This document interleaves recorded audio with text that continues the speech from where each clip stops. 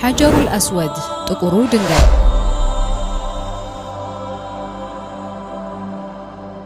ይህ ጥቁሩ ድንጋይ ለሙስሊሞች የተቀደሰ ድንጋይ ነው።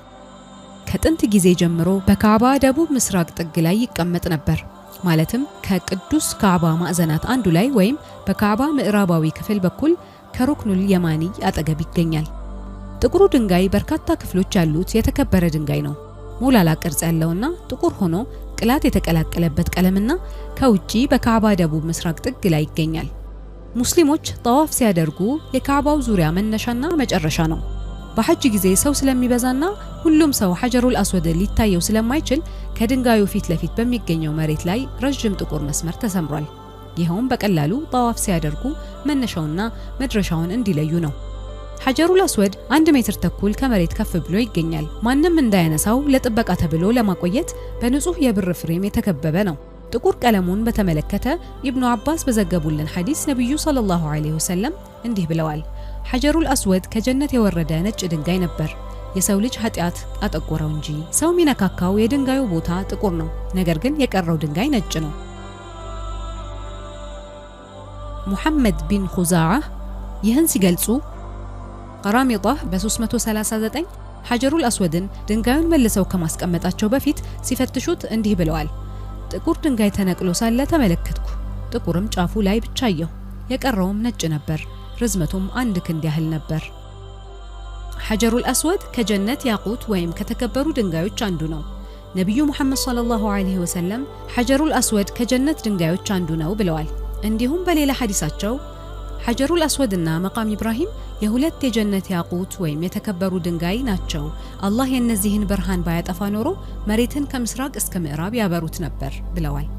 ሐጀሩል አስወድ የታመመ ሰው ሲያብሰው ከበሽታው ይድን ነበር።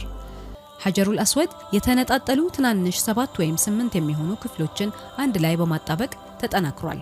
የድንጋዩ የመጀመሪያ መጠን 20 ሴንቲሜትር በ16 ሴንቲሜትር አካባቢ ነበር። መጠኑ በጊዜ ሂደት ስለሚለዋወጥ የመጀመሪያው መጠኑ ግልጽ አይደለምና ድንጋዩ በተለያየ ጊዜ ተስተካክሏል።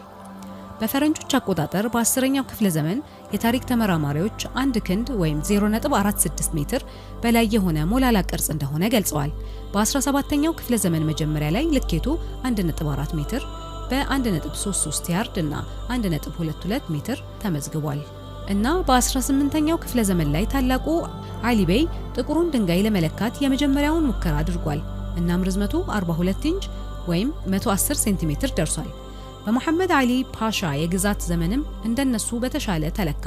2.5 ጫማ .76 ሜትር በ1.5 ጫማና .46 ሜትር ስፋት ልኬት ተመዝግቧል። ሐጀሩል አስወድ ለመጀመሪያ ጊዜ በምዕራባውያን ስነ ጽሑፍ በ19ኛው ክፍለ ዘመን መገባደጃ ላይና በ20ኛው ክፍለ ዘመን መጀመሪያ ላይ በአረብ ባህረ ገብ መሬት አውሮፓውያን ተጓዦች ካዕባን በጎበኙበት ጊዜ ተገልጿል። የስዊዘርላንዱ አሳሽ ጆን ሉድቪግ በርክሃርት በ1814 መካን ጎብኝቷል። እናም በ1829 በአረብ ሀገራት ጉዞዎች በተሰኘው መጽሐፍ ስለሱ ዝርዝር መግለጫን ሰጥቷል። ከኋለኛው ሊቃውንቶች መካከል ደግሞ በካሊግራፊ ሙሐመድ ጣሂር አልኩርዲ ስለ ጥቁሩ ድንጋይ አብራርቶ በስዕልም አስቀምጧል። እንዲህም ብሏል። አሁን ባለንበት ዘመን በ14ኛው ክፍለ ዘመን አጋማሽ የታየውና እኛ የምንቀበለው ጥቁር ድንጋይ የተለያየ መጠን ያላቸው 8 ትናንሽ ቁርጥራጮች ናቸው። ከነዚህም ውስጥ ትልቁ የ1 ቴምር መጠን ያክላል። ይኸውም ቀደም ባሉት ጊዜያት አንዳንድ አላዋቂዎችና አጥቂዎች በሱ ላይ በሰነዘሩት ጥቃት ወቅት ተሰባብሮ የወደቀ ነው። የሚታየው ቁራጮች ቁጥር 15 ነበር። እናም ይህ ከ50 ዓመት በፊት ነበር፣ ማለትም በ14ኛው ክፍለ ዘመን መጀመሪያ ላይ። ከዚያም ከነዚህ ቁርጥራጮች ጥቁር ድንጋይ ማዕቀፍ ውስጥ በተካሄደው ጥገና ቀንሷል፣ ከሰም ምስክና አምበር ጋር ተቀላቅሏል እና ራሱ በከበረ ድንጋይ ላይ ተቀምጧል።